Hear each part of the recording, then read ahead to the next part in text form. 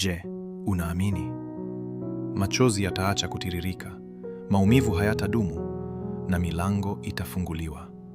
Kwa sababu kurudi kwa pili kwa Bwana Yesu kutabadilisha yote haya. Amina.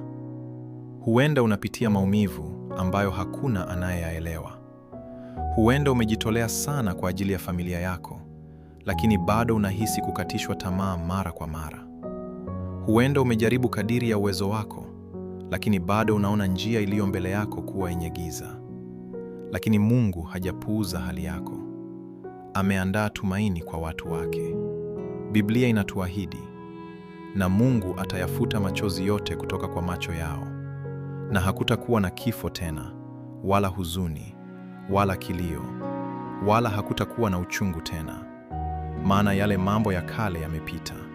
Ufunuo 21:4. Bwana ni mwaminifu. Kurudi kwake kwa pili si kauli tu, bali ni ahadi ya kukomesha giza na kuleta upya wa kweli na pumziko.